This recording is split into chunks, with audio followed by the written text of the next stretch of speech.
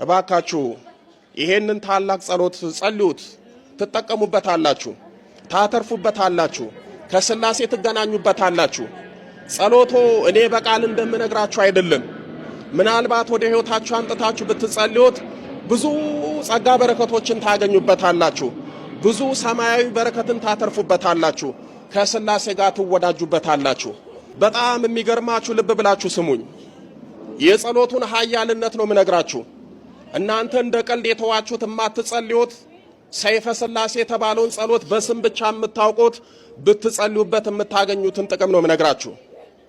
አባታችን አባ ስብሐት ለአብ ሰይፈ ሥላሴ የሚባለው ጸሎት ከተገለጠላቸው በኋላ ጸሎቱን ሲጸልዩት ጻድቁ አባታችን አባ ስብሐት ለአብ የበቁና የነቁ አባት ስለነበሩ ቅዱሳን መላእክት ለተልቆ ሲወጡ ሲወርዱ ይመለከታሉ። ሰዎችን ደግሞ የሚፈትኑትን ክፉ መናፍስትን ያያሉ፣ ይገለጥላቸዋል። በዚህ የተነሳ ሰይፈ ሥላሴ የሚባለውን ጸሎት ሲጸልዩ ክፉ መናፍስት አንገታቸው ሲቆረጥ፣ ወገባቸው ሲቆመጥ፣ አይናቸው ሲፈርጣዩ ጸሎቱን ሲጸልዩት ወይም ደግሞ ሰይፈ ሥላሴ የተባለው ጸሎት ከአንደበታቸው ሲወጣ አጋንንት ሲፈረካከሱ፣ ሲረዱ፣ ሲቆማመጡ፣ ሲፈራርጡ ያዩ ነበር። በዚህ ምክንያት ምን አሉ? ታዲያ ይሄ ምን ጸሎት ነው? ሰይፍ ነው እንጂ አሉ። በዚህ ምክንያት ሰይፈ ሥላሴ ተባለ። እንደምታውቁት ሰይፍ በሁለት በኩል የተሳለ ነው፣ በሁለቱም በኩል ስል ነው። ስለዚህ ሰይፍ በሁለቱም በኩል የተሳለ ስለሆነ ያርዳል፣ ያወራርዳል፣ ወይም ደግሞ በሁለቱ ይቆርጣል። ሰይፈ ሥላሴንም የሚጸልይ ሰው በአንድ መልኩ ሰይፍ በሁለት በኩል የተሳለ እንደሆነ ሰይፈ ሥላሴን የሚጸልይ ሰውም በሁለት በኩል የተሳለ ሰው ነው።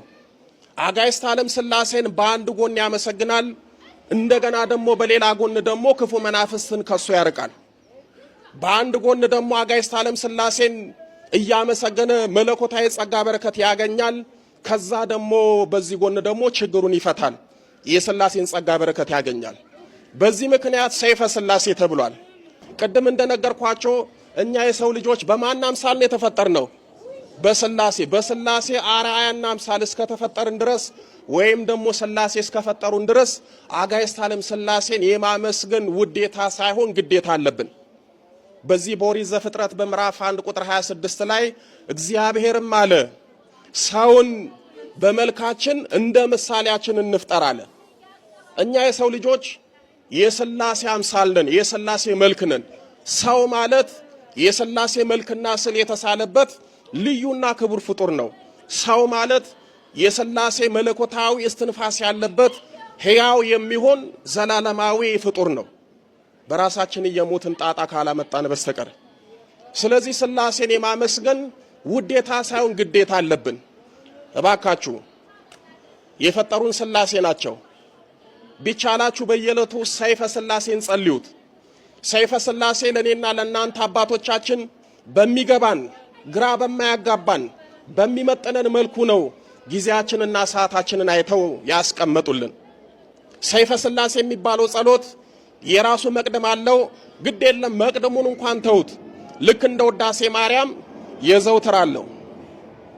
የዘውትር ሰይፈ ሥላሴን ከጸለያችሁ በኋላ ደግሞ የዕለት አለው፣ ወይም ደግሞ ከሰኞ እስከ እሑድ አለው ማለት ነው። ውዳሴ ማርያምን የሚጸልይ ሰው ሰይፈ ሥላሴን ለመጸለይ አይቸገርም። ምክንያቱም አንድ አይነት አቀራረብ ስላለው ማለት ነው። ስለዚህ በየወሩ ሳይሆን በየዕለቱ ሰይፈ ሥላሴን ጸልዩ። ቢቻላችሁ ከቤት ከመውጣታችሁ በፊት ሰይፈ ሥላሴን ጸልያችሁ አጋዕዝተ ዓለም ሥላሴን ተማጽናችሁ ሥላሴን ለምናችሁ ሂዱ። ይህንን የምታደርጉ ከሆነ የሥላሴን ጸጋ በረከት ታገኛላችሁ። ጌታችን መድኃኒታችን ኢየሱስ ክርስቶስ በዚህ በማርቆስ ወንጌል በምዕራፍ 13 ቁጥር 33 ላይ ጊዜው መቼ እንደሆነ አታውቁምና ተጠንቀቁ፣ ትጉ፣ ጸልዩም ይላል። ጊዜው መቼ እንደሆነ አታውቁም፣ ተጠንቀቁ። መቼ እንደምንሞት፣ መቼ እንደምንጠራ፣ መቼ አጋዕዝተ ዓለም ሥላሴ ለሽልማት ለፍርዶት እንደምንቆም አናውቅም። ስለዚህ ተጠንቀቁ ተባል። ተጠንቀቁ የተባልነው ንስሐ ግቡ፣ ቅዱስ ሥጋውንና ክቡር ደሙን ተቀበሉ ማለት ነው። ተጠንቀቁ ማለት ማስፈራሪያ አይደለም። ወደ እግዚአብሔር ተመለሱ፣ ከመለኮታዊ ጸጋ በረከት ተቋደሱ፣ ንስሐ ገብታችሁ በንስሐ ተመላለሱ ማለት ነው። ከዛ ደግሞ ትጉና ጸልዩ ይላል።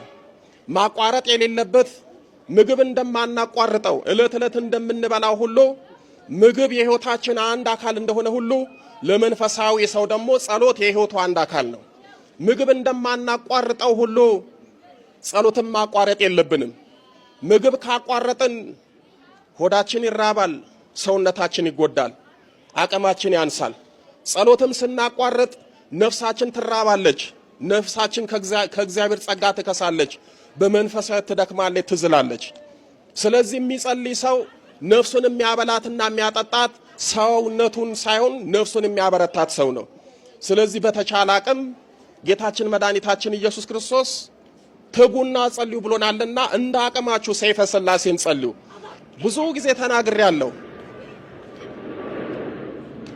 ሰይፈ ሥላሴን ለመጸለይ ስለ እውነት ነው ምላችሁ። አጋዕዝተ ዓለም ሥላሴ ምስክሬ ናቸው። 15 ደቂቃ አይፈጅባችሁም። ስንት ደቂቃ አልኳችሁ?